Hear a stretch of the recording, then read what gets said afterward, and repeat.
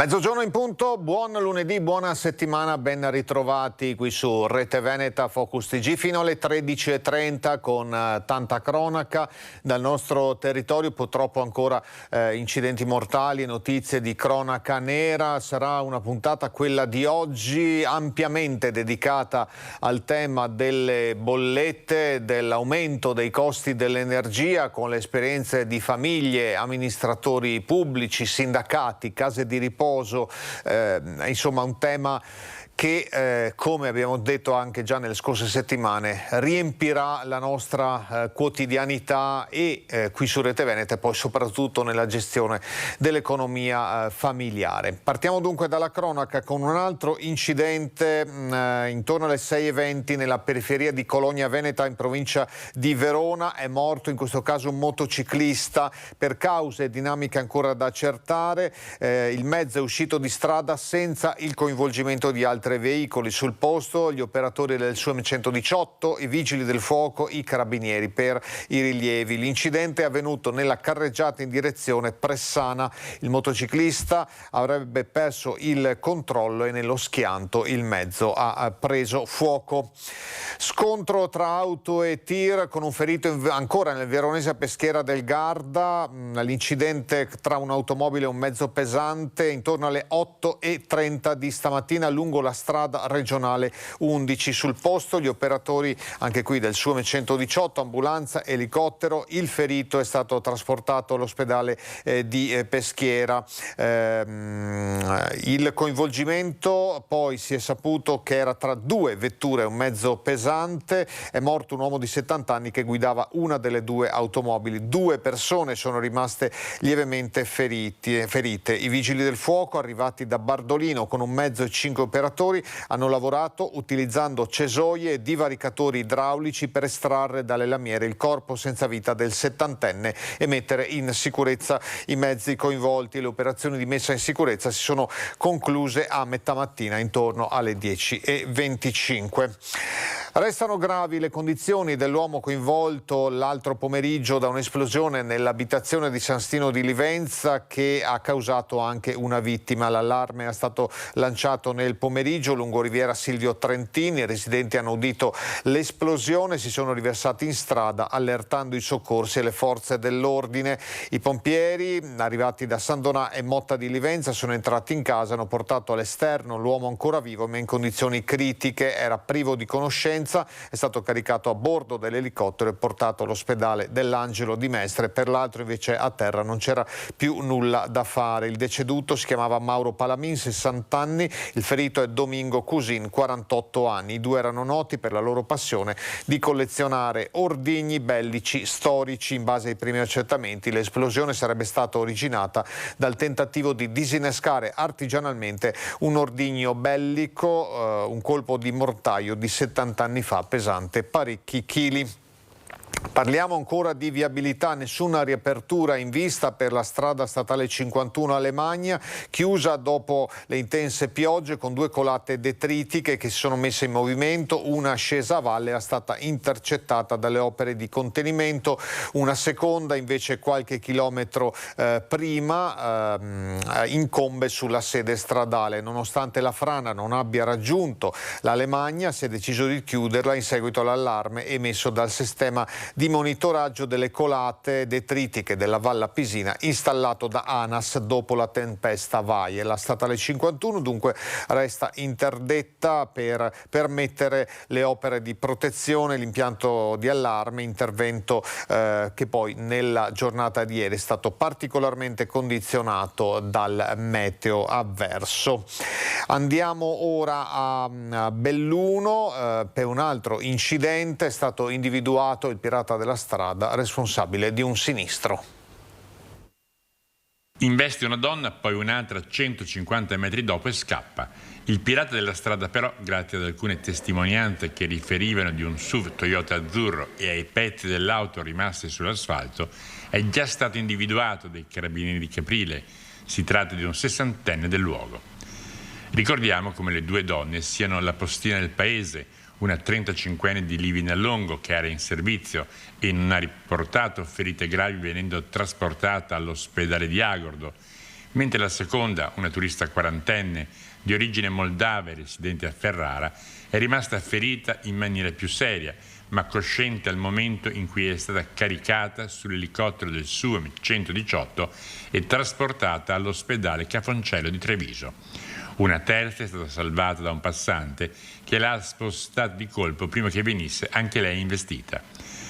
Per il conducente, salvo che non vengano individuate altre ipotesi di reato, scatterà la denuncia a piede libero per lesioni ed omissione di soccorso.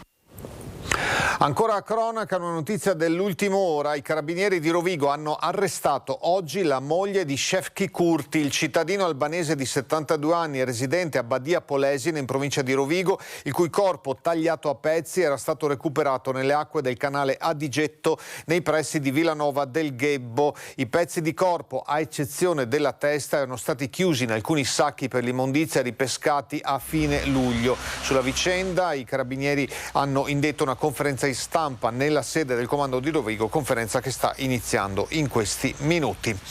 Torniamo ai temi della viabilità. Durerà fino all'11 settembre, quindi un paio di settimane, la chiusura del ponte azzurro a Tencarola di Selvazzano Dentro, deviazioni sul posto e anche un servizio navetta.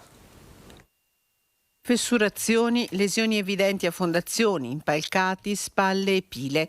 I lavori non si potevano più rinviare, per questo da oggi e fino all'11 settembre chiude il ponte azzurro di Tencarola di Selvazzano Dentro. La ripresa del traffico post vacanze rischia di mandare in tilt la viabilità di questo nodo strategico di collegamento tra la città e l'area dei Colli Euganei. Chiusura totale al traffico veicolare per il ponte, che resterà invece aperto per i pedoni e per i cicli e motocicli condotti a mano, salvo gli orari di sollevamento.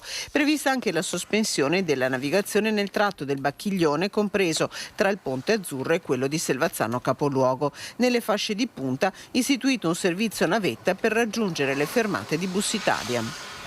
Lasciamo questa cronaca, ci torneremo con eventuali aggiornamenti nel corso della nostra diretta fino alle 13:30. Andiamo in piazza San Marco, sono in arrivo le barriere mobili provvisorie per proteggere la basilica dall'acqua alta. Intanto il proto di San Marco fa il punto sulla salute del campanile dopo che nei giorni scorsi a causa del maltempo erano accaduti alcuni frammenti di mattoni. Era un intervento già previsto, ma la caduta di alcuni frammenti dal campanile di San Marco a causa del forte vento dei giorni scorsi ha fatto anticipare la ricognizione sul perron de casa con uomini ragno voluta dalla Procuratoria, addetti che si arrampicheranno in corda doppia sul campanile di San Marco. La situazione comunque è assolutamente sotto controllo e non desta alcuna preoccupazione. Lo spiega il proto della Basilica di San Marco, architetto Mario Piana, che rivela anche come la caduta di alcuni piccolissimi frammenti sia avvenuta anche in passato.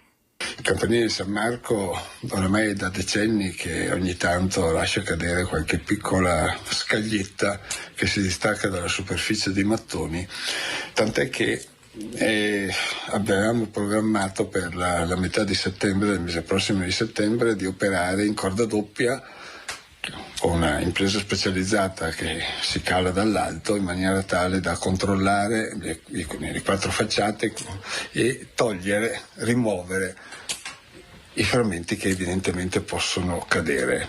Sono già stati fatti alcuni interventi per la messa in sicurezza e dai primi di settembre saranno visibili anche le barriere che per un altro fronte dovranno servire a proteggere la Basilica di San Marco dall'acqua alta in caso di alta marea.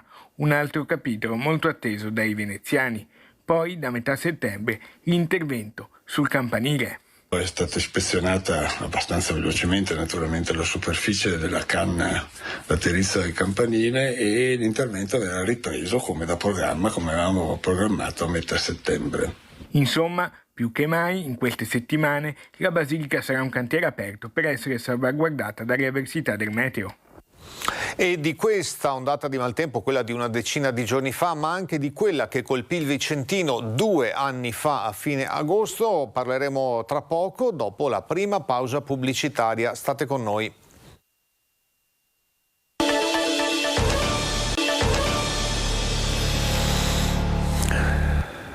Ancora ben ritrovati in Focus TG fino alle 13:30. Abbiamo parlato delle condizioni del campanile di San Marco in seguito all'ondata di una decina di giorni fa, ondata di maltempo. Ieri invece sulla costa veneta splendeva il sole, tanto che, come vedremo poi più avanti nel corso del telegiornale, c'è stata la manifestazione aerea dell'Aeronautica Militare con l'esibizione delle frecce tricolori e tantissimi spettatori, si calcola centinaia di migliaia lungo appunto il litorale di Jesolo, ma appunto una decina di giorni fa quell'ondata di maltempo ha creato disagi e danni, tanto che i gestori degli stabilimenti balneari chiedono risarcimenti dopo che il maltempo aveva messo a soqquadro l'intera costa veneta. Il Comune di Venezia ha avviato l'iter e ha reso noto che tutte le attività che hanno subito danni dovranno presentare domanda entro giovedì 1 settembre. Il maltempo, con raffiche di vento a 115 km/h dello scorso 18 agosto, ha creato gravi danni su tutta la costa veneta e anche a Venezia. È stato perciò dichiarato lo stato di emergenza da parte della Regione Veneto. Per la predisposizione della relazione tecnica necessaria all'eventuale richiesta di dichiarazione dello stato di emergenza nazionale, si rende però necessaria una ricognizione prima stima dei danni subiti. Per questo motivo i privati e le attività produttive potranno segnalare i danni riportati compilando una scheda scaricabile dal sito della Protezione Civile Comunale. Cafarsetti ha reso noto che le domande dovranno essere inviate entro il 1 settembre via PEC. Tra i settori più colpiti ci sono sicuramente gli stabilimenti balneari che ora attendono risposte e chiedono risarcimenti. Lo scorso 17 agosto gli eventi calamitosi che si sono abbattuti sulla costa veneta hanno danneggiato in maniera importante decine e decine di stabilimenti balneari, di campeggi, di chioschi attrezzati lungo tutte e 10 le spiagge del Veneto. I balneari del Veneto hanno reagito in maniera pronta, ripristinando subito lo stato di servizio, mettendo in ordine le spiagge, mettendole in sicurezza e rendendo fruibili gli stabilimenti nell'arco di poche ore.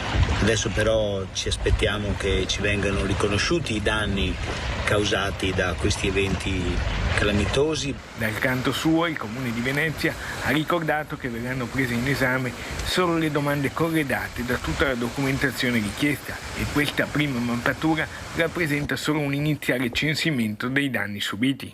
Confidiamo che presto possano essere messe a disposizione delle aziende che hanno subito dei danni ingenti delle somme per ristorarle in una stagione già molto difficile e condizionata dal caro energie che ha aumentato in maniera considerevole i costi dell'energia elettrica per tutti gli esercenti balneari della costa veneta.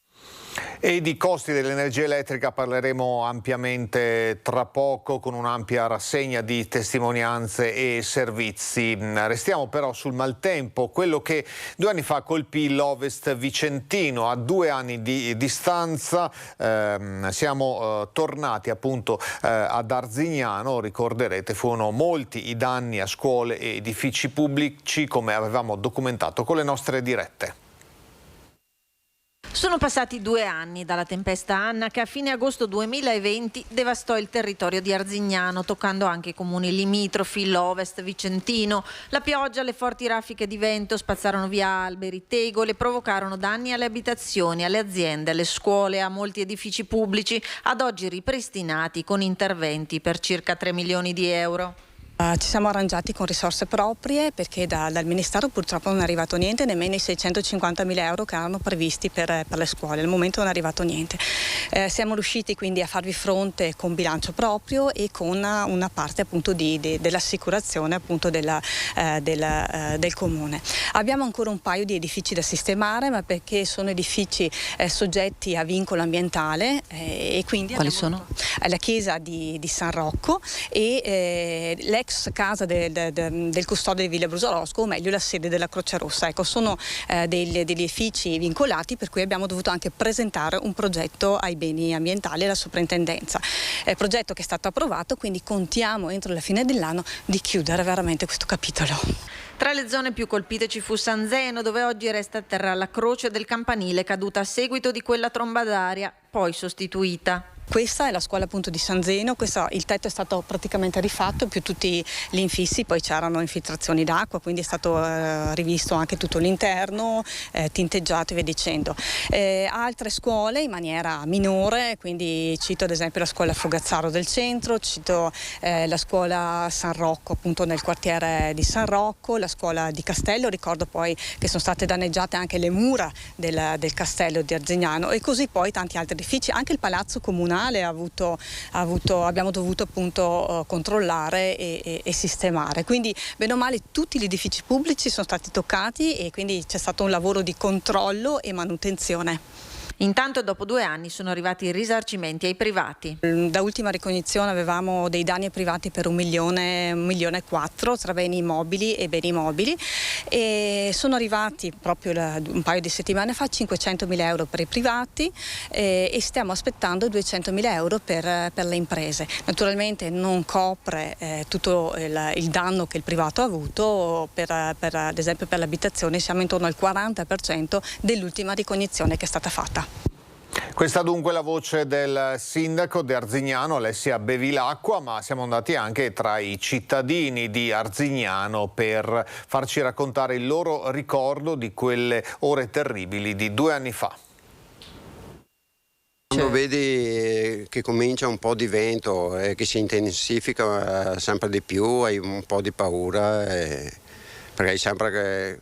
Essendo stato scottato una volta, hai sempre paura che succeda un'altra volta la stessa cosa. E a distanza di 2 anni cosa ricorda di quel giorno? È un brutto ricordo, non vorrei che capitasse un'altra volta. E ogni volta che guarda il cielo? Sempre paura.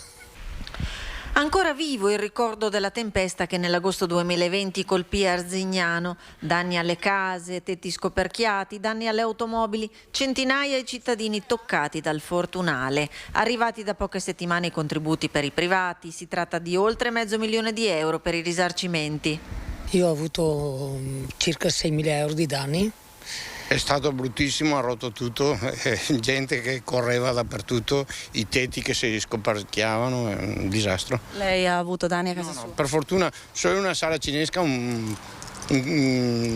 tegola ha rotto la sala cinesca. E ad oggi ogni volta che si guarda il cielo si trema? Beh, c'è sempre paura. Ripristinare parte del giardino, del vigneto, su un garage me l'ha scoperchiato, sì, siamo qui che attendiamo, però ho fatto richiesta in comune, ma le carte, le burocrazie. Il ricordo di quel momento? Ricordo quel momento, ero in casa, avevamo chiuso tutto, ma ho detto alla moglie teniamo le finestre perché sentivo proprio che gonfiava, ho detto se si apre mi gonfia la casa e mi la apre come una banana, perché era proprio, sentivi che mancava un niente che esplodesse come le finestre, sinceramente. A me mi ha distrutto 8 pannelli, rovinato le tegole, mi ha scoperchiato il portico e dei danni alla macchina che ancora non l'ho messa a posto. Il ricordo è che è stato brutto, però non è stato eccessivamente forte, è stato un vaia per dire. Torniamo alla cronaca per raccontare di un minorenne di Caorle salito su un autobus diretto a Jesolo senza biglietto né mascherina. Invitato dall'autista a munirsi di entrambi, il giovane ha rifiutato, ha inveito contro di lui finché poi è stato fatto scendere. Una volta a terra si è messo di fronte al mezzo per impedirgli di partire, quindi è intervenuto il capo piazzale, riuscendo nell'intento di farlo spostare e permettere al bus di partire. Il minorenne, non contento, ha ripetuto la scena con l'autobus successivo. In questo caso sono intervenuti i carabinieri, nei confronti dei quali ha avuto ancora un atteggiamento ostile. È stato portato in caserma per l'identificazione e per lui si prospetta un'indagine per resistenza a pubblico ufficiale. È rientrata da Cuba la salma di Germano Mancini, il comandante della caserma dei carabinieri di Scorzè, deceduto la settimana scorsa, il 21 agosto, a La Habana, isola di Cuba, dove era in vacanza. Da ieri il corpo si trova all'ospedale di Noale. l'autopsia dei medici cubani avrebbe attribuito la morte a sepsi da broncopolmonite a germe non specificato e danno multiplo di organi, senza fare accenno al vaiolo delle scimmie, un'ipotesi che era trapelata nei giorni scorsi. Mancini era arrivato a Cuba a Ferragosto assieme a una coppia di amici, era stato ricoverato in condizioni critiche il 18 agosto ed era morto appunto la sera del 21. La moglie del sottufficiale si è affidata a dei legali per fare ulteriore chiarezza sulla morte, chiedendo alla Procura di Venezia una nuova autopsia.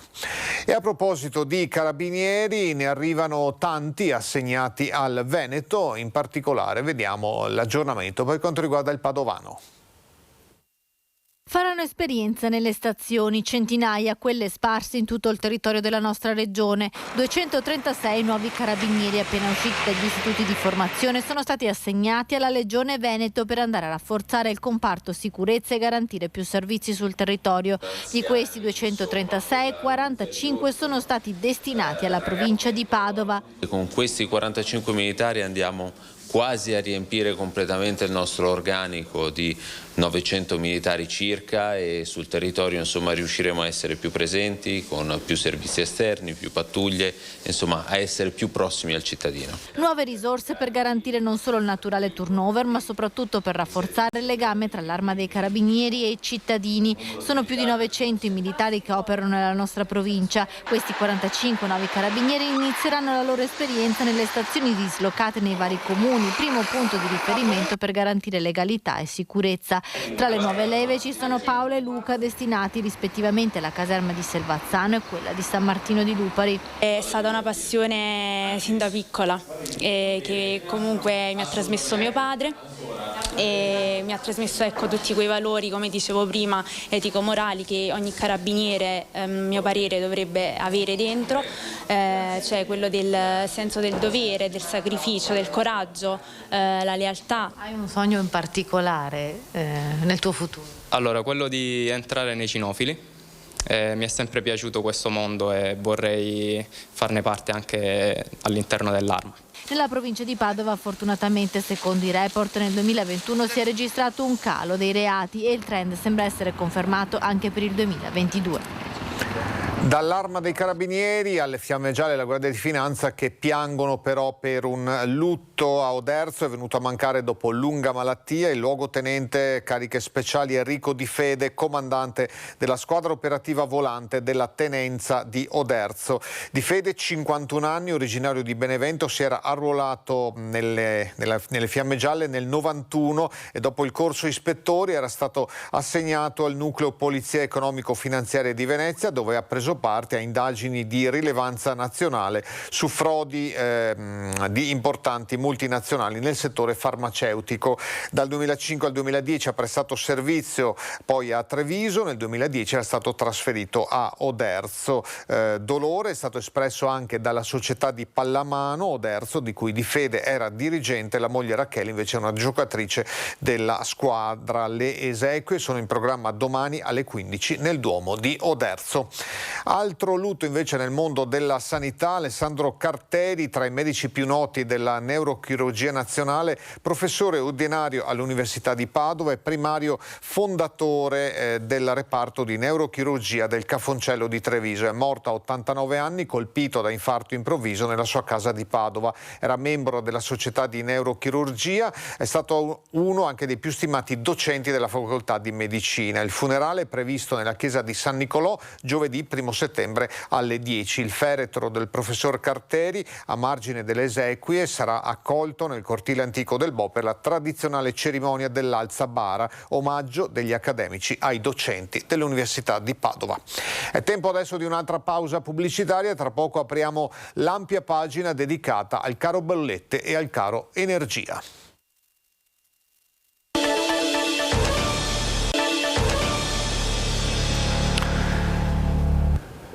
Di nuovo ben trovati in Focus TG qui su Rete Veneta. Apriamo dunque l'ampia pagina dedicata ai costi dell'energia, l'aumento delle bollette. Ci attende, a quanto dicono tutti gli osservatori, compresi anche i governi nazionali e il governo dell'Unione Europea, ci attende una stangata con l'arrivo dell'autunno, sperando che non sia né un autunno né un inverno freddo. A questo punto ci si lamentava dei cambiamenti del clima con inverni troppo miti. A questo punto c'è quasi da augurarsi che ci sia un inverno mite e che non si abbia troppo bisogno di accendere la caldaia a gas o anche la legna, perché è aumentato certamente il prezzo del gas, ma anche la legna è seguita a ruota. Faremo questo approfondimento con varie testimonianze, anche con tre collegamenti esterni. Nella zona del Bassanese Alex Giuliano ha sentito alcuni sindaci per capire come si muoveranno, appunto perché le bollette stanno arrivando pesantissime anche nei municipi. Poi la situazione a Belluno e a Padova. Con la nostra Valentina Visentin sentiremo i commercianti che hanno attuato proprio questa mattina un'iniziativa singolare, cioè sono andati in Basilica del Santo ad accendere un cero a Sant'Antonio per chiedere aiuto. Partiamo dalle voci dei cittadini. Con questa crisi energetica il prezzo del gas metano fa sempre più paura. Sentiamo le opinioni tra la gente. È record storico per il prezzo del gas metano, 339 euro per megawattora. Pensare che meno di un anno fa il metano ad Amsterdam, il mercato di riferimento per l'Europa, sfiorava i 30 euro per la stessa unità di energia. E con l'inverno alle porte, i numeri, quelli delle bollette, fanno sempre più paura. Il prezzo delle stelle sarà un grosso problema nei mesi a venire, sì. Come affronteremo l'inverno secondo lei? Come ho fatto io, comprando della legna e passando al riscaldamento a legna. È finita però la legna? No, non è finita per fortuna, costa carissima anche quella perché giustamente si è adeguato al prezzo del metano, però insomma non è che ci sono tante soluzioni. Come farà a affrontare l'inverno? Come pensa di fare? Ridurremo un po' la temperatura in casa, ci metteremo qualche maglione in più e vedremo cosa possiamo fare. Bisognerebbe prenderci una stufa a legna e sopperire con quella mancanza, però guarda, non dico niente perché è una cosa che proprio veramente adesso ci fa paura. Il problema è che è finita anche la legna. Lo so, anche quello. E cosa faremo? Mettiamo giù, abbassiamo i termo, ci vestiremo di più e questa è la cosa che dovremo fare, purtroppo. Ancora in vacanza per una settimana. Si torna con delle bollette più salate? Lo so, ma non dipende certo da noi. Insomma, se è iniziata questa guerra non penso sia responsabilità degli italiani, almeno questo possiamo dirlo. Fa paura il prezzo del gas metano? Beh, insomma, non è troppo simpatico. Il discorso qua del metano, non so cosa che sia sotto, ma... Al momento sto pagando con la tariffa vecchia, in futuro non lo so perché ho anche il pellet e il pellet è alle stelle, quindi non so. Come faremo questo inverno? Non ne ho idea, non lo so. Bisogna fare solo economia. Come faremo questo inverno? Non lo so, noi abbiamo un piccolo appartamento, ci vestiremo di più e staremo in casa con calzetti, pantofole e giacca pesante per cercare di evitare di pagare tanti soldi. È una tragedia, ci hanno portato a questa tragedia, speriamo che in futuro cambi qualcosa, non si capisce bene quali siano. Si sa quali sono le cause, è che purtroppo non è che vengano manifestate quelle che sono realmente. Speculazione quindi? Speculazioni finanziarie. E c'è anche chi è particolarmente arrabbiato. È vergognosa, perché noi abbiamo metano per 100 miliardi di metri cubi nell'Adriatico e lungo tutto l'Appennino, compreso l'Emilia Romagna e via dicendo, e noi per colpa di 4 non lo estraiamo e potremmo essere autosufficienti e facciamo pagare alla povera gente questa di comportamento. Un'iniziativa del comune di Vigo d'Arzere per chi è in difficoltà a pagare le bollette. L'amministrazione ha deciso di utilizzare i fondi Covid.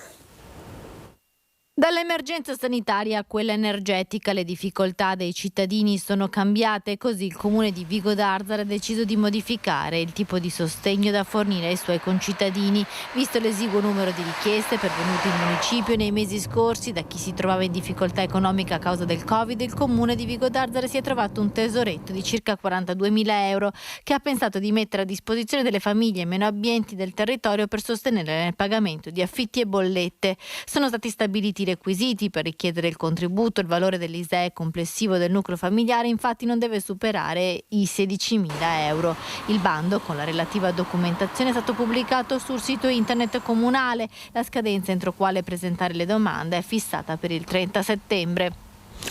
Non c'è confine che tenga evidentemente su questo tema. Andiamo in provincia di Treviso, dove si registra un aumento delle povertà assolute. Il prezzo più alto lo pagano le famiglie e soprattutto quelle con bambini. Nei programmi dei partiti per le prossime elezioni c'è poca attenzione per le nuove generazioni. Lo dice il direttore del Centro per la Famiglia di Treviso, Adriano Bordignon. In 15 anni le spese obbligate, per intenderci quelle a cui non si può proprio rinunciare, sono passate dal 36 al 47%. Il Veneto è tra le 3 regioni italiane, dati Istat, dove nel mese di luglio l'inflazione è stata più alta e la Marca, la provincia, in testa alla classifica regionale. Costa sempre di più riempire il carrello, aumenta anche la spesa di libri e materiale scolastico e, come se questo non bastasse, energia e gas pesano e peseranno con l'autunno alle porte sui bilanci familiari. I nostri sportelli associativi di Treviso, ma anche di tutti gli altri territori, non arrivano più solo i problemi precedenti di quelle famiglie che avevano acceso finanziamenti per comprare TV, frigoriferi, cose del genere, ma arriva sempre più persone che dicono: non riesco a fare la spesa fino a fine mese, devo fare delle scelte, abbandonare qualcosa per i miei cari, per i miei figli, per i miei anziani. Famiglie numerose o dove si è vissuta una separazione, le realtà che in questo momento pagano il prezzo più alto. Povertà assoluta in aumento anche nella nostra regione. I più esposti alla povertà sono i bambini. Dentro questo ci sono purtroppo delle connessioni assai significative tra la povertà economica e per esempio l'abbandono scolastico. A disposizione dei nuclei in difficoltà il Centro della Famiglia ha istituito un numero 329 9057 101 attivo dal lunedì al venerdì dalle 9 alle 11.30. Si segnalano le difficoltà e si verifica prima di tutto le caratteristiche essenziali, l'esistenza di una famiglia con figli e la difficoltà temporanea. Poi qui si attiva un supporto economico, ma anche un supporto relazionale e territoriale. www.fondofamiglie.org è invece il sito a disposizione di chiunque voglia dare un supporto economico, dove si possono avere tutte le informazioni e dove si può scegliere come donare, la cifra, la periodicità, la modalità di pagamento. Servono però politiche strutturali rivolte alle famiglie. Sono preoccupato, sottolinea Bordignon, che le risorse del PNRR non siano sufficientemente orientate alle nuove generazioni. Sono preoccupato dal fatto che, leggendo i programmi delle diverse coalizioni per il prossimo futuro governo che andrà a esprimersi dopo il 25 di settembre, non mettono sufficientemente a fuoco l'intervento sulle nuove generazioni, sulla natalità e sui bambini. I giovani sono una risorsa, dobbiamo partire da questo, non sono un problema. Senza i giovani l'Italia non ha futuro. E allora abbiamo detto, aprendo quest'ampia pagina dedicata al caro bollette, al caro energia, che avremmo fatto alcuni collegamenti per verificare proprio anche la situazione sul campo. Ci colleghiamo con Belluno, con la nostra Tiziana Bolognani. Buongiorno Tiziana, a te la linea.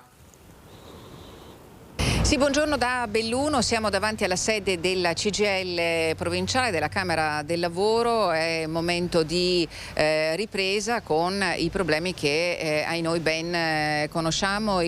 Con noi c'è il segretario provinciale di Camera del Lavoro di CGIL Belluno, Mauro De Carli. De Carli, quando si dice che ci aspetta un autunno caldo, questa volta possiamo dirlo con estrema certezza? Sembra una frase ripetuta tutti gli anni, ma quanto mai quest'anno sarà, credo, proprio un autunno difficile, caldo e intenso, insomma.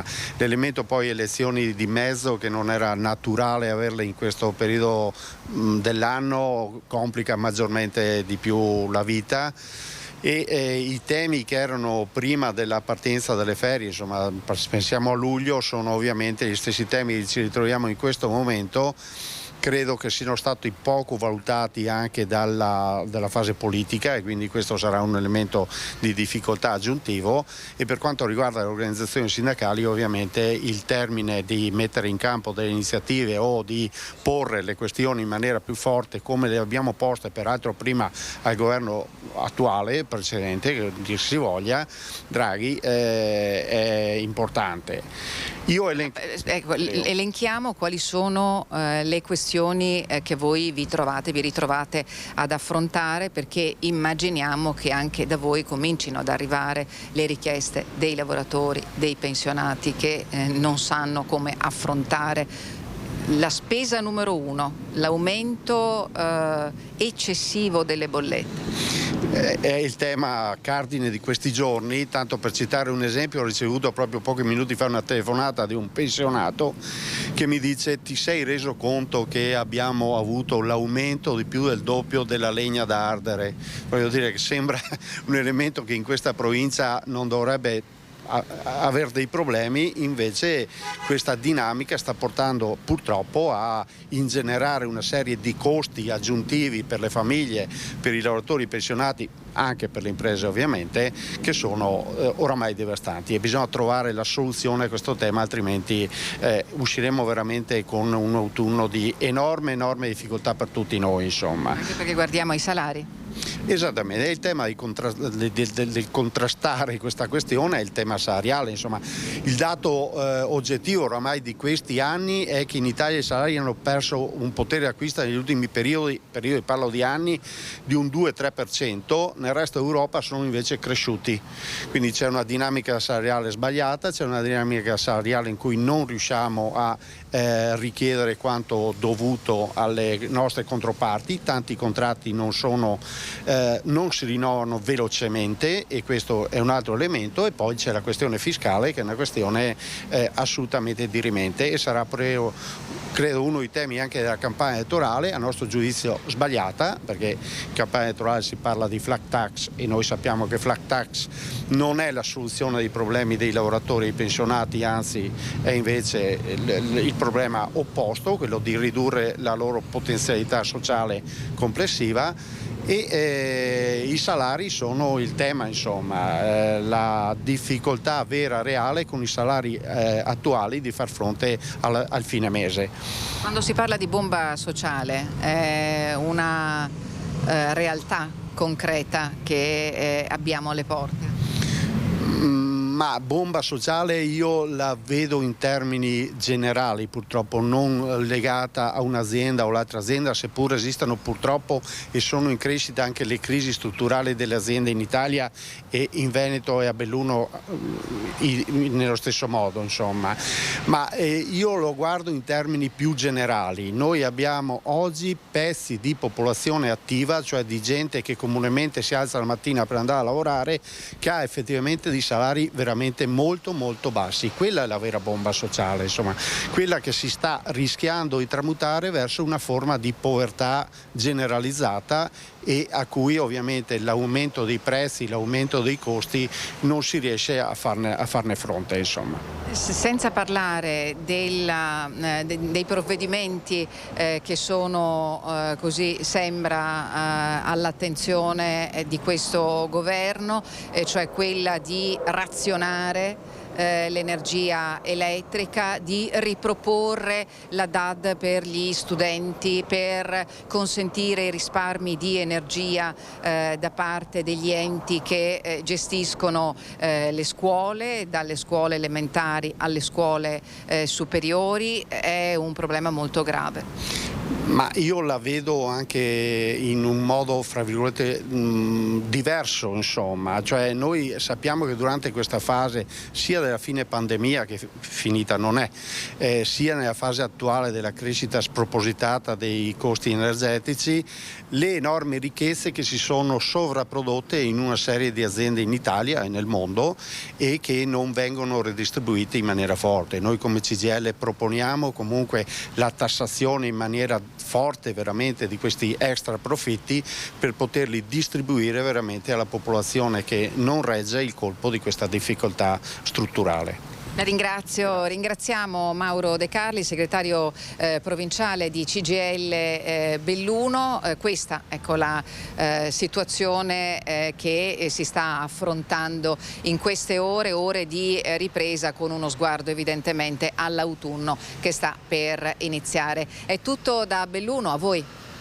Grazie Tiziana, grazie, buon lavoro. Dunque, tra poco altri collegamenti su questo tema, ma c'è anche un altro aggiornamento sulla vicenda del cadavere ritrovato a pezzi a Rovigo un mese fa. A tra poco.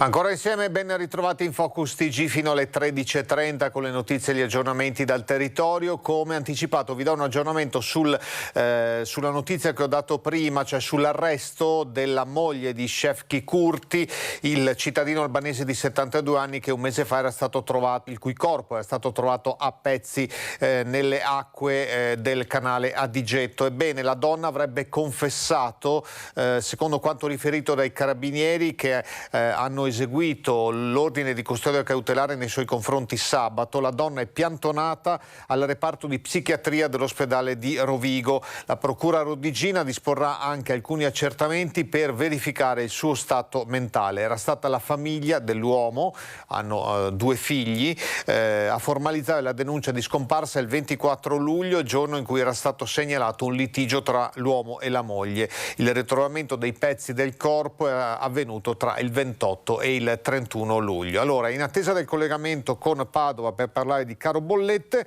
vediamo le bollette esposte da baristi e gestori nelle loro vetrine. Bollette in vetrina è il nome dell'operazione trasparenza con la quale gli esercenti sono invitati a esporre nelle vetrine dei loro locali, bar, ristoranti, pizzerie e pasticcerie, l'importo della fattura di energia elettrica ricevuta a luglio 2021 e a luglio 2022.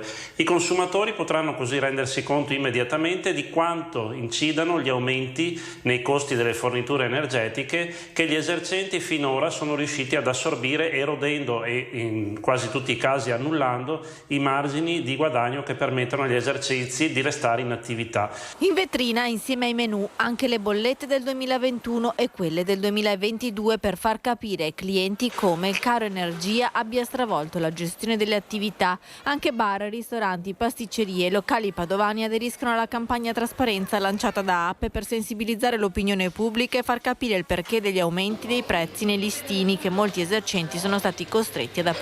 Naturalmente gli aumenti, se ci saranno fatti con responsabilità, senza assolutamente nessuno scopo di lucro, se non quello appunto di mantenere la sopravvivenza delle imprese. Tanti esercenti oggi devono scegliere se pagare la bolletta di energia elettrica, se pagare altri fornitori, se pagare purtroppo i dipendenti o se essere costretti a metterli in cassa integrazione. Tanti locali che in queste settimane estive hanno chiuso per ferie per ridurre i consumi energetici e contenere le perdite. I conti fatti dall'Ape non lasciano spazio a dubbi. Nel 2021 i 3.000 pubblici esercizi padovani hanno speso per l'energia elettrica circa 30 milioni e 600 mila euro, mentre a tariffe attuali nel 2022 finiranno con lo spendere 65 milioni e 800 mila euro, insomma una differenza di oltre 35 milioni. Ricordiamo che a Padova ci sono circa 3.000 pubblici esercizi che danno lavoro a 15.000 addetti appunto del settore della somministrazione di alimenti e bevande.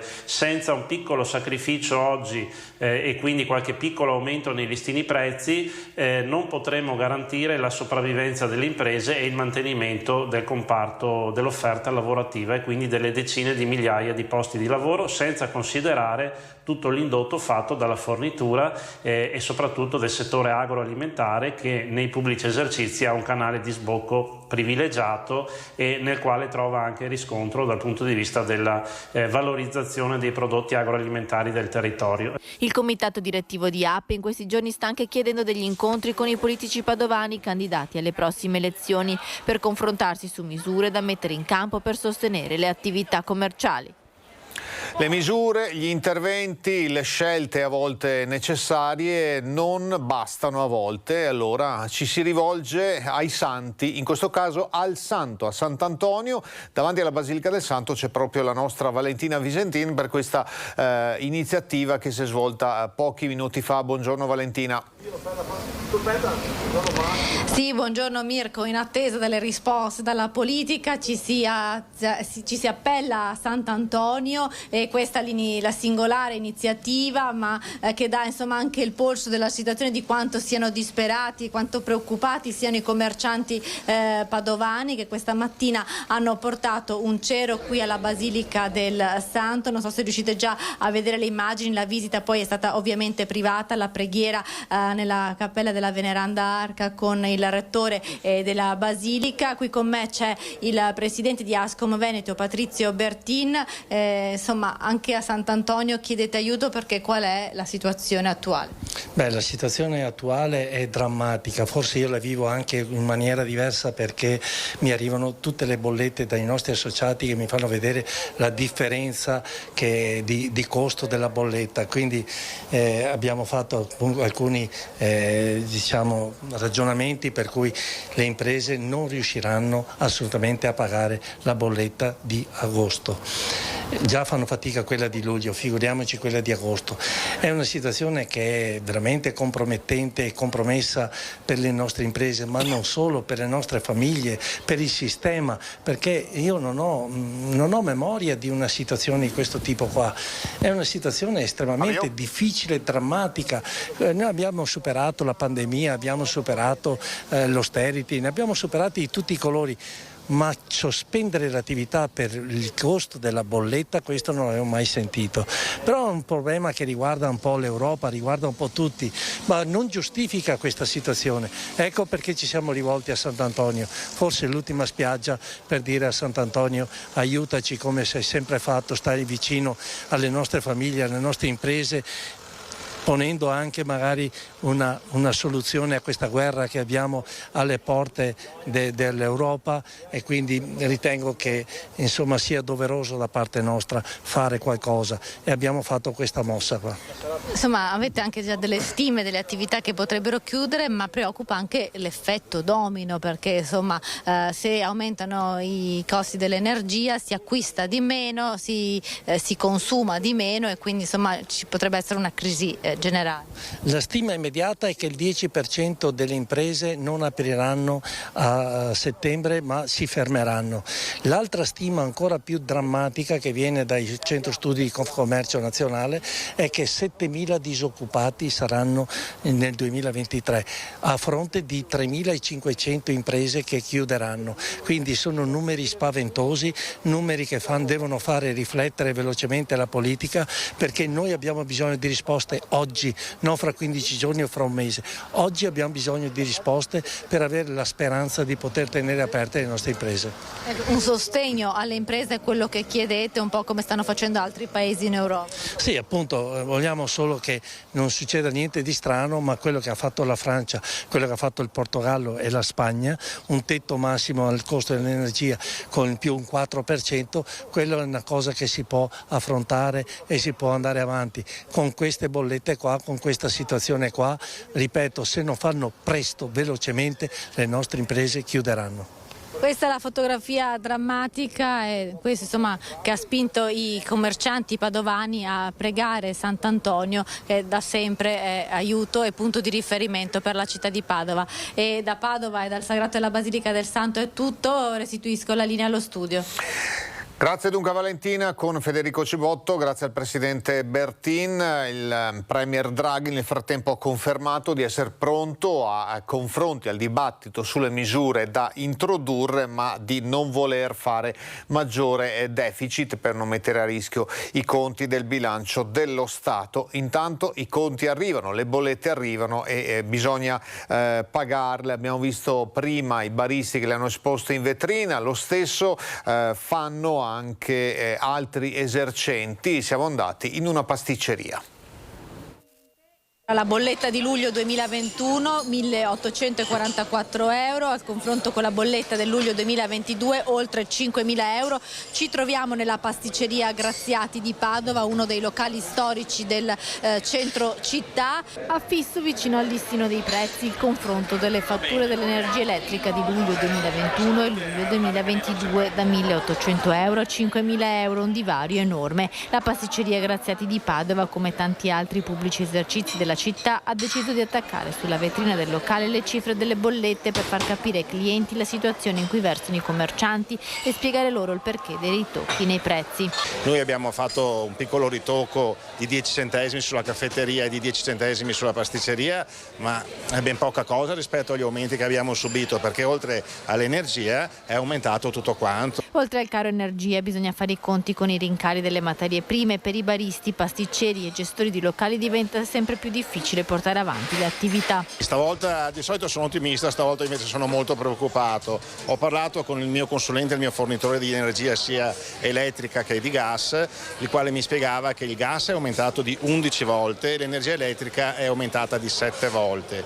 Ma le prospettive sono ancora peggiori, perché mi diceva che se il signor Putin non si decide a riaprire i rubinetti, a breve non avremo neanche l'energia da acquistare, per cui toccherà chiudere perché non ci sarà energia per poter lavorare. La situazione è veramente drammatica. Secondo i dati di Ape, nel 2021 i 3.000 pubblici esercizi padovani hanno speso per l'energia elettrica circa 30 milioni e 600 mila euro, mentre a tariffe attuali nel 2022 finiranno con lo spendere 65 milioni e 800 mila euro, una differenza di oltre 35 milioni. Per risparmiare si arriva anche a chiudere anticipatamente i locali. Quest'estate abbiamo tenuto chiuso dalle 15:30 in poi, perché il pomeriggio c'era tanto caldo, c'era poca gente in giro, non valeva la pena di tenere aperto, per cui dipendenti a casa, meno ore da pagare, perché anche il costo dei dipendenti è molto importante, come ben si può pensare, e almeno un po' di energia elettrica la si risparmia per quanto riguarda l'aria condizionata, perché comunque i frigoriferi per esempio vanno lo stesso. Dalle bollette esposte in vetrina, iniziativa di Ape, all'invocazione dell'aiuto di Sant'Antonio, a Padova si tenta ogni strada, e così lunedì i commercianti di Ascom porteranno un cero in basilica per chiedere la benedizione del santo.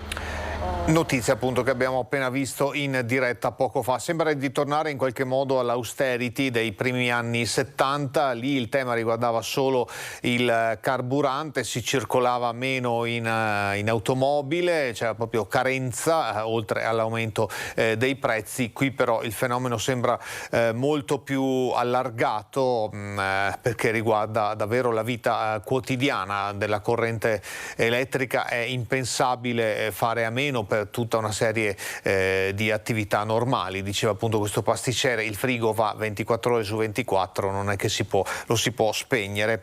Nelle zone di montagna ad esempio fa normalmente più freddo, gli impianti si accendono prima, si spengono dopo, insomma in base alle temperature, quindi la spesa per il riscaldamento è certamente più alta. Abbiamo sentito la voce della presidente di Confartigianato Belluno, Claudia Scarzanella. L'auspicio è che il nuovo governo immediatamente vari delle misure, che ci siano delle soluzioni a questo problema, che è un problema che, se rimane così come è oggi, vedrà purtroppo chiusure di imprese, ma dirò di più, vedrà un blocco dell'economia, perché non ci sarà più da parte dei privati il potere di acquisto, e quindi automaticamente quando si ferma l'economia, le aziende chiudono e rallentano. È forte l'allarme del mondo produttivo in vista del permanere dell'attuale situazione per quanto riguarda le bollette. C'è preoccupazione per il costo dell'energia elettrica, indispensabile alla produzione, ma è forte anche la preoccupazione pensando al riscaldamento in vista della prossima stagione invernale. A noi ci preoccupa tanto anche l'inverno, perché comunque nel nostro territorio abbiamo il riscaldamento che in altri territori non c'è, e quindi oltre all'energia che serve per produrre c'è poi anche l'energia che serve per il riscaldamento, e quindi il bisogno di intervenire subito è per arrivare pronti a quando inizierà a fare freddo. Tra poco sentiremo anche la voce dei primi cittadini, perché anche lì le bollette, come abbiamo detto, arrivano. Molti hanno già scelto ad esempio di spegnere l'illuminazione pubblica di notte in orario, magari in zone meno importanti, non frequentate, soprattutto nell'orario notturno. Ma ne parleremo tra poco anche con tante altre notizie dal nostro territorio. Pubblicità, state con noi.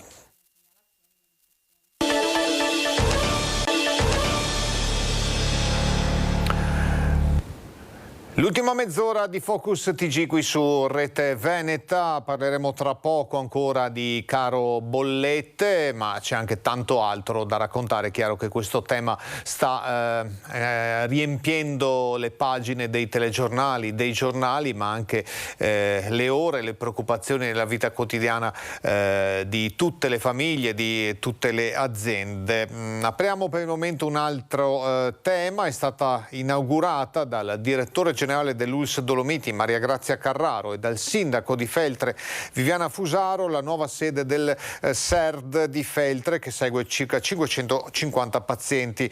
Nuova sede operativa al piano terra dell'ex casa di cura Bellati a Feltre, nei locali recentemente restaurati. Un intervento dell'ammontare di oltre 350.000 euro che ha permesso un miglioramento funzionale e sugli impianti. La collocazione in centro città porta a maggiore visibilità rispetto alla sede precedente, che era più isolata, assumendo così anche un valore simbolico. Andiamo a Bassano del Grappa per parlare della giostrina inclusiva che rappresenta l'identità della piccola Beatrice. La giostrina purtroppo da un po' di tempo è rotta e inutilizzata, si trova al Parco Ragazzi del 99. La mamma di Beatrice ricorda a tutti l'importanza di quella struttura.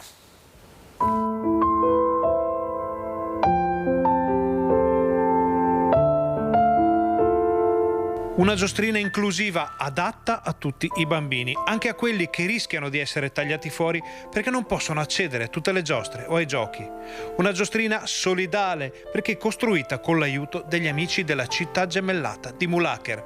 Una giostrina educativa che porta con sé l'insegnamento della piccola Beatrice. Ora lei non c'è più, se n'è andata un anno fa e adesso anche i giochi inclusivi del Parco Ragazzi del 99, che rappresentano la sua visione della vita, il suo sogno, sono inutilizzabili.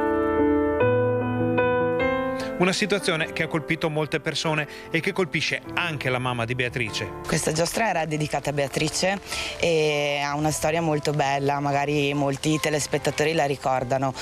Una giornalista di Mulacher ha visto i servizi che venivano fatti qui da Rete Veneta e si è mossa e grazie appunto ai gemellati di Mulacher, che hanno donato una cospicua somma, è stata installata questa giostrina anche alla loro presenza. Poco importa a questo punto quali siano le cause di questa situazione, se si sia trattato di un gesto odioso oppure se sia la semplice usura ad aver rovinato la giostra.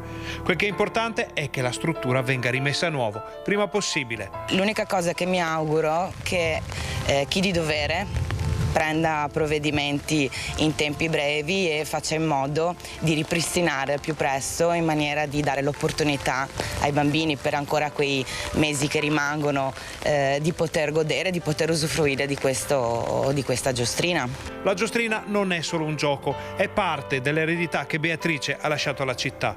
A tutti quelli che hanno avuto la fortuna di fare anche solo un po' di strada assieme a lei e di raccogliere quel che ha seminato. Io so che Beatrice ha lasciato tanto dentro tante persone, dentro anche tanti ragazzi, e spero che il suo messaggio non vada dimenticato, anzi è una cosa che continuiamo a fare tutti i giorni nel nostro piccolo. E qual è il suo messaggio? Il suo messaggio era che non importa come sei, l'importante è essere fiero, orgoglioso e mantenere quella voglia di vivere, quello spirito, e ringraziare ogni giorno per quello che si ha.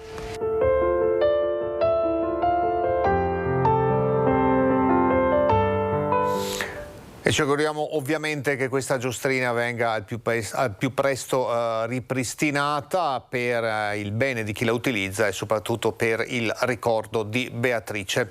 Torniamo ai temi delle bollette. Il nostro Alex Giuliano sta facendo un giro tra i primi cittadini nella zona del Bassanese per capire quali sono gli orientamenti, le scelte appunto dopo l'aumento delle bollette che ahimè arrivano anche nei municipi. Allora ci colleghiamo insieme a Renzo con le immagini di Renzo Rigon con Alex Giuliano. Buongiorno Alex. Buongiorno in studio, buongiorno ai nostri telespettatori, grazie per la linea. Siamo a Cartigliano per parlare di rincaro dei costi delle bollette, soprattutto quelle che riguardano l'energia elettrica. Pensate che un comune appunto come Cartigliano, che ha meno di 4.000 abitanti, nel 2021 durante tutto l'anno era arrivato a spendere 75.000 euro per quello che riguarda i costi dell'illuminazione pubblica. Ebbene, già nei primi 6 mesi di questo 2022 i costi sono lievitati a 90.000 euro e la previsione da qui a fine anno è che addirittura si possa sforare il tetto dei 180.000 euro di spesa solo per l'illuminazione pubblica. Un problema che sicuramente mette in difficoltà tante amministrazioni del territorio, un problema di cui andiamo adesso a parlare con il sindaco di Cartigliano, Germano Rachella. Sindaco, per un comune come il suo, appunto di poco meno di 4.000 abitanti, come si riesce a tamponare una situazione così difficile con un surplus di spesa così importante? Il problema energetico è un problema molto sentito, è un problema molto grave soprattutto per i comuni delle nostre entità. 180.000 euro per Cartigliano non sono pochi, ma soprattutto coprire la bellezza di quasi il triplo della spesa del 2021 può sbilanciare veramente un bilancio comunale. Dunque, nostro malgrado, proviamo a tamponare questo problema chiudendo l'illuminazione pubblica a mezzanotte, e non tutti i giorni, a parte il venerdì e sabato che la lasceremo come normalmente era fino alla settimana scorsa. È un problema comunque che lo dobbiamo veramente valutare con molta attenzione, anche perché non dimentichiamoci che tra 15 giorni iniziano le scuole e questo significa che avremo altri edifici pubblici che fanno uso di energia elettrica, ma soprattutto, andando incontro alla stagione fredda, avremo anche il problema dell'energia per il riscaldamento. Dunque in questo caso ho già preso appuntamento con la dirigente scolastica per vedere come fare, perché anche in questi frangenti il gioco di squadra e l'informazione ai cittadini di quello che faremo è essenziale. Sindaco, vi aspettate anche un aiuto da parte del governo, anche se chiaramente è una situazione politica particolare, perché insomma per un comune, per tanti comuni medio-piccoli, riuscire a coprire queste spese diventa veramente difficile. Sì, sono fiducioso che dal governo arrivano degli importanti aiuti, anche perché il governo è consapevole della situazione che da mesi stiamo vivendo e non dimentichiamo che il governo sta ancora a tutt'oggi facendo il suo lavoro. Dunque mi auguro che ben presto ci arrivino buone notizie per me e per tutti i miei colleghi, che oramai anche con i colleghi è diventato uno degli argomenti prioritari dei nostri incontri. E anche assieme, anche in questo caso, cerchiamo e ci copiamo l'un l'altro le varie iniziative, perché non è cosa facile. Prendo ad esempio il mio comune, per prevenzione avevamo messo 120.000 euro in bilancio per l'illuminazione pubblica, ma devo riuscire a trovare quei 60.000 euro che eventualmente serviranno per coprire tutta la spesa.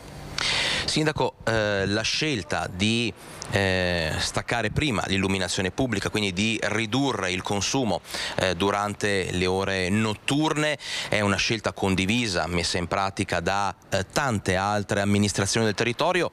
Lei teme che questo possa favorire un incremento della criminalità, lasciando appunto lampioni e luci spente anche per quello che riguarda la sicurezza stradale, oppure in base anche a alcuni studi che che sono stati pubblicati, fate affidamento sul fatto che magari proprio con i lampioni spenti paradossalmente il tasso di criminalità tende a diminuire.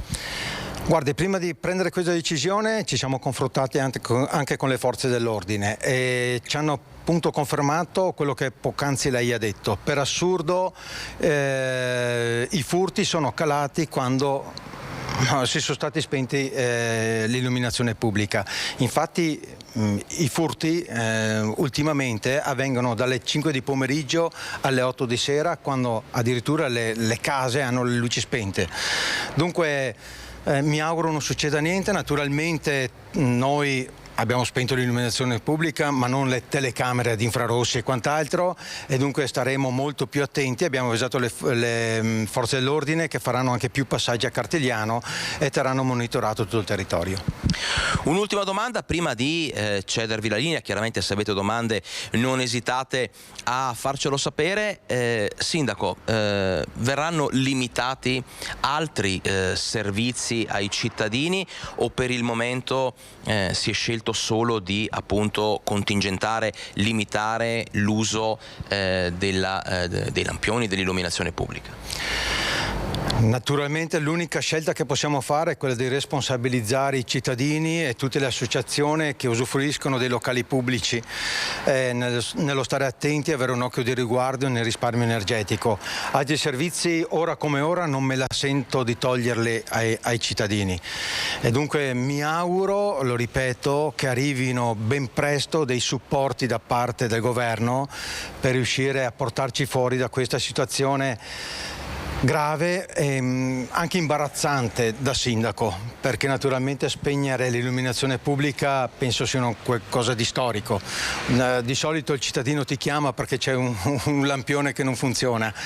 Noi siamo stati costretti addirittura a spegnere tutto il paese.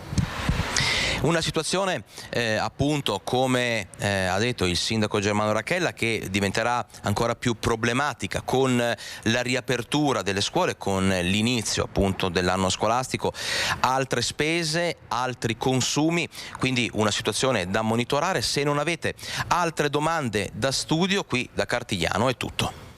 No, perfetto Alex, abbondante anche questa testimonianza del sindaco di Cartigliano. Lasciamo allora quest'ampia pagina, in questi ultimi minuti, quarto d'ora circa che ci resta, trattiamo anche altri argomenti. Diceva il sindaco delle scuole, della riapertura delle scuole tra un paio di settimane. Ebbene, arriva un progetto interessante, cioè l'educazione fisica all'interno delle scuole elementari, per la precisione le classi quinte. A Montebelluna c'è un nuovo progetto per avvicinare i più piccoli negli orari scolastici a diverse discipline sportive. Alla scuola elementare arriva l'insegnante di ginnastica, una novità prevista dall'ultima legge di bilancio firmata dal ministro dell'istruzione Patrizio Bianchi, che partirà per le classi quinte a partire dal prossimo anno scolastico 2022-2023. È un piccolo passo, bisogna capire perché soltanto al quinto anno, mentre forse le fasce che ne hanno più bisogno sono sicuramente quelle dei più piccoli. Nelle scuole primarie l'educazione fisica è prevista dall'ordinamento, ma è al momento delegata ai tutor, figure fuori dall'organico, spesso al lavoro in forma indiretta. Ci sono moltissime ricerche che hanno mai conclamato che c'è un rapporto stretto fra attività motoria, opportunità di movimento e sviluppo dell'intelligenza. Con la mancanza del movimento si vengono a perdere effettivamente queste potenzialità. Durigon, ex insegnante di scienze motorie, si è impegnato da alcuni anni a incentivare la pratica sportiva all'interno delle scuole di Montebelluna attraverso un progetto che prevede interventi di affiancamento ai docenti durante gli orari scolastici da parte di esperti di diverse discipline. Tutto ciò a costo zero per le famiglie e le scuole. Per quanto riguarda i bambini, abbiamo lanciato un programma che abbiamo battezzato Assaggi di Sport, dove i bambini possono durante un anno scolastico proprio assaggiare diverse discipline sportive con degli esperti. non si tratta di fare sport, si tratta di giocare con lo sport. Nuoto, scherma e atletica offerto ai più piccoli. Secondo Durigon, più larga è la base motoria e pertanto gli stimoli sportivi che si possono dare ai soggetti in fase evolutiva, tanto più alto sarà lo sviluppo delle loro potenzialità motorie in futuro. Noi a Montebelluna, come pochi in Italia, non sono tante le realtà che hanno poi messo in piedi realmente questo, siamo riusciti a realizzarlo. Siamo partiti col primo anno, quindi nelle scuole i bambini hanno potuto assaggiare alcune discipline sportive. È importante che i bambini abbiano la possibilità di fare esperienze variate. Una delle discipline che magari non è sport, ma si può praticare abitualmente, anche magari risparmiando sul carburante, è quella di usare la bicicletta. A Vicenza è tempo di bilanci per il servizio di bike sharing, servizio pubblico di noleggio biciclette arrivato da un anno. Bike sharing. Sono quasi 10.000 gli utenti in un anno ad aver utilizzato il servizio pubblico di noleggio biciclette. È arrivato dunque il tempo di bilanci per capire quanto sia stato gradito e utilizzato questo nuovo servizio di mobilità urbana, avviato per la prima volta a Vicenza lo scorso 7 settembre. 45.000 gli spostamenti effettuati, oltre 80.000 i chilometri percorsi, 9.450 gli utenti che hanno fin qui utilizzato le due ruote pubbliche, 23.100 spostamenti con bici muscolare e quasi 22.000 con bici elettriche, le bike. 2.800 utenti hanno configurato forme di abbonamento per un servizio che si avvale anche di un'apposita app sul cellulare. Per l'amministrazione comunale sono numeri che decretano il successo per le scelte fatte, che confermano la bontà del servizio di mobilità cosiddetto dell'ultimo miglio, una possibilità alternativa per gli spostamenti apprezzata sia da cittadini che da turisti. Un viaggio medio di circa 1,5 km per la bici muscolare e di 2,2 km per le bike. Un dato prezioso per l'elaborazione del PUMS, il piano urbano per la mobilità sostenibile, che mira ad intercettare la domanda di mobilità urbana finale entro la soglia dei 3 km di percorrenza media. Un modo per combattere l'inquinamento che quest'anno ha permesso di ridurre le emissioni di CO2 di oltre 12 tonnellate rispetto all'uso di auto private. Numeri di tutto rispetto che hanno convinto gli operatori ad implementare il servizio per il prossimo anno con l'incremento del parco mezzi, attualmente composto da 210 bici muscolari e 160 e-bike, ampliando inoltre anche l'area operativa che verrà progressivamente estesa a molti altri quartieri periferici. Siamo ai temi della sanità. In questa estate 2022 coincide il tema sanità non tanto con il Covid, di cui daremo l'aggiornamento in coda al telegiornale, quanto con il West Nile virus. Ebbene, a Vicenza c'è un terzo focolaio. Creazzo, un nuovo focolaio del virus del West Nile trasmesso dalle zanzare, conferma quanto stia aumentando il numero di casi anche nel Vicentino. Nel territorio di competenza dell'Usberica è il terzo caso, dopo quello di Quinto Vicentino e Camisano. La direzione regionale di prevenzione segnala 18 casi complessivamente nel Vicentino, 5 dei quali nella forma più grave neuroinvasiva. In regione il dossier indica 14 decessi, per lo più persone di età media di 83 anni, per l'85% maschi. In Veneto si contano 250 casi complessivamente. A Creazzo è stato avviato un trattamento antizazzare di bonifica ambientale a scopo preventivo. L'80% delle persone infette non manifesta sintomi particolari, che invece nelle forme sintomatiche presenta effetti lievi simili all'influenza, con febbre, cefalea, dolori muscolo-articolari. La forma più grave neuroinvasiva colpisce facilmente soggetti più anziani con altre patologie. Oggi in Regione è stata convocata una riunione d'urgenza per pianificare un eventuale piano di interventi e controlli straordinari. Non è stata un'infezione da West Nile virus quella contratta da un giovane bellunese dimesso la scorsa settimana dall'ospedale di Feltre. Il centro di riferimento dell'Università di Padova ha comunicato che la revisione in laboratorio della positività non ha confermato la diagnosi di West Nile. La provincia di Belluno quindi rimane indenne da casi autoctoni di malattia. Restano comunque valide le raccomandazioni per evitare la proliferazione delle zanzare. I kit anti-zanzare messi a disposizione gratis dall'ULSS Dolomiti sono a disposizione anche in comune di Belluno. Il punto di ritiro è a piano terra dell'ex tribunale, da lunedì a venerdì aperto dalle 10 a mezzogiorno. Si sono conclusi al Patronato Turroni di Oderzo i centri estivi per giovani ucraini organizzati dalla San Vincenzo De Paoli, conferenza San Tiziano di Oderzo. 3 settimane di giochi, sport, corsi di lingua italiana e inglese, ma soprattutto 3 settimane per cancellare gli orrori della guerra.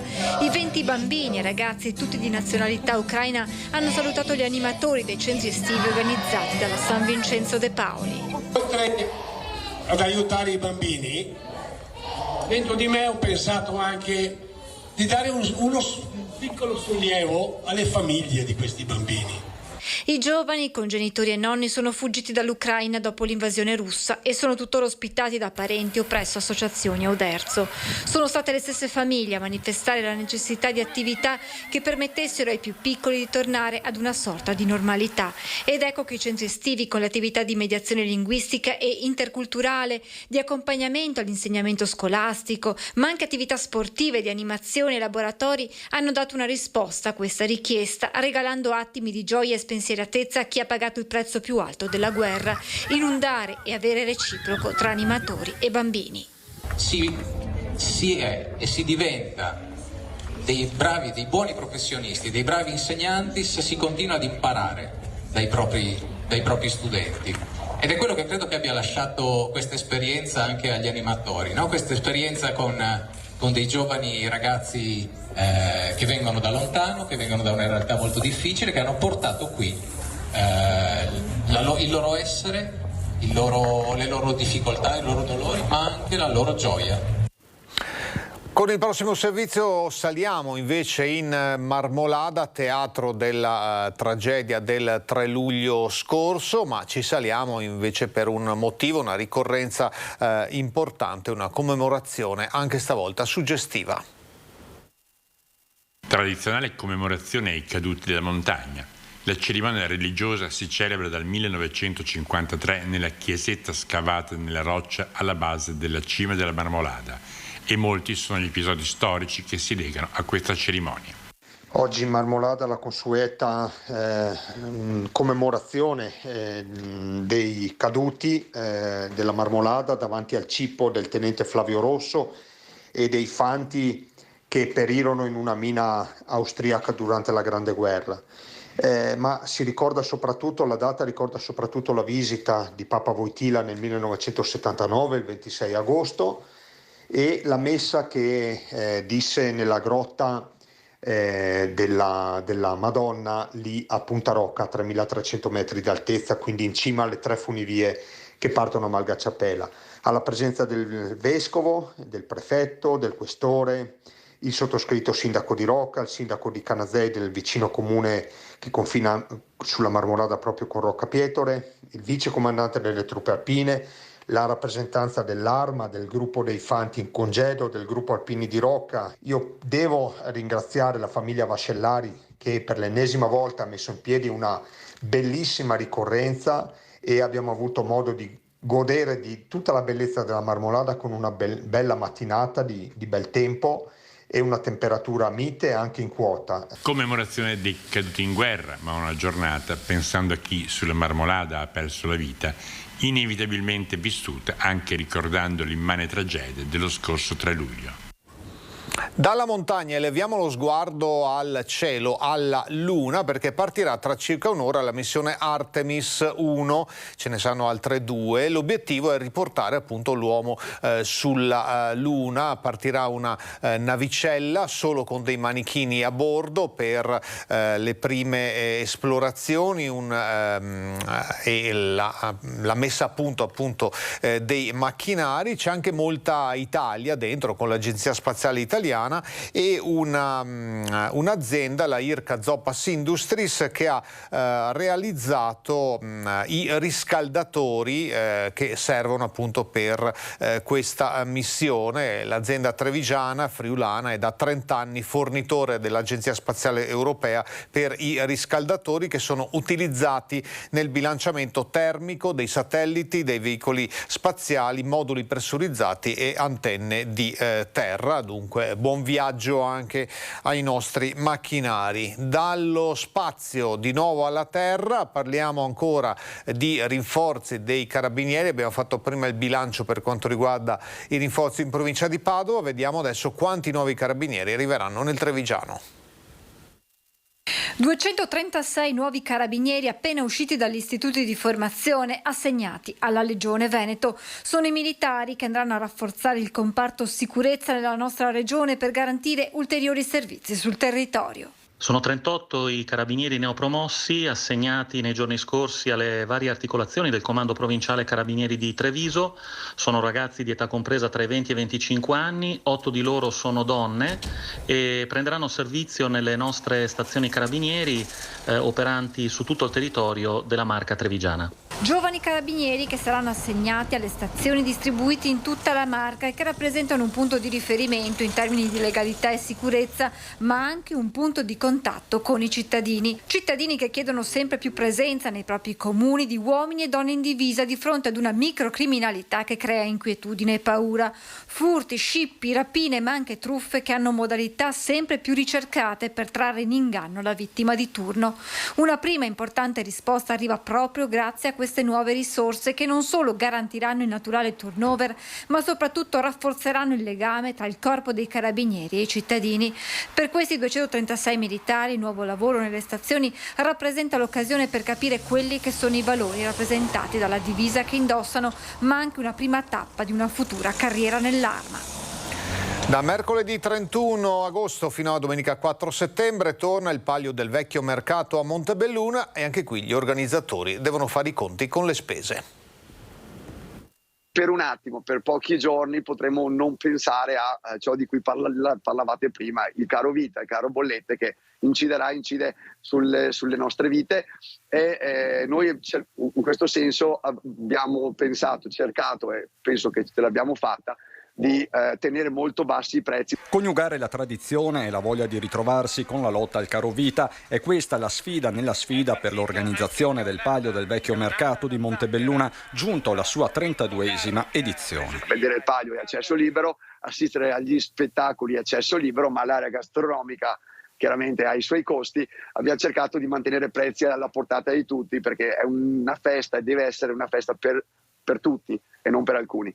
Un Palio davvero aperto a tutti che ritorna ai suoi vecchi fasti dopo 2 anni di pandemia. Si comincia il 31 agosto con l'esibizione delle 11 damigelle delle contrade, il 1 settembre con la presentazione delle squadre, mentre la serata di venerdì è affidata ai big della musica, i Bengala Fire, la band di Cornuda arrivata al successo con X Factor e Samuel dei Subsonica. Sabato il mercato a chilometro zero e il Palio femminile. La domenica poi è il nostro giorno perché si parte fin dalla mattina alle ore 11 con la pesatura storica, alle 15:30 vi faccio dire una novità incredibile perché la sfilata con oltre 1000 sfilanti per la prima volta non sale ma scende per ricordare i 150 anni dallo spostamento del nostro mercato cittadino e poi dalle ore 17 la gara più attesa, quella che da 32 anni scalda gli animi del territorio e lo farà ancora. Momenti che potranno essere vissuti anche a distanza per chi non potrà essere presente fisicamente. L'appuntamento è sulla nostra emittente. L'invito chiaramente a tutti coloro che non potranno essere qui sulle nostre strade di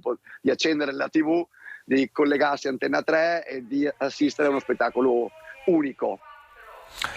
Facciamo gli auguri alla signora Agnese Cazzola che ieri ha compiuto 103 anni, ospite del Civitas Vitae di Nazareth a Padova, è nata il 28 agosto 1919, si trova lì ospite dal 3 marzo del 2016, appassionata di lavoro a maglia, coltivava l'orto, andava a fare lunghe passeggiate in montagna, ha sempre fatto la casalinga, anche da parte nostra i migliori auguri. Chiudiamo con lo sguardo al bollettino odierno di Azienda Zero per quanto riguarda il Covid. Siamo scesi sotto i 50.000 casi attualmente positivi, 49.213, numeri molto bassi come sempre il lunedì, appena 689 casi in tutta la regione. Vediamo la situazione anche dei ricoveri, si continua a scendere, meno 21 con 717 pazienti in area medica, 33 in terapia intensiva, 3 le vittime delle ultime 24 ore. È tutto per questo Focus TG che torna domani puntuale alle 12. L'informazione su Rete Veneta oggi alle 18.50 con TG Bassano, alle 19.15 con TG Vicenza. A tutti grazie per l'attenzione, buona giornata.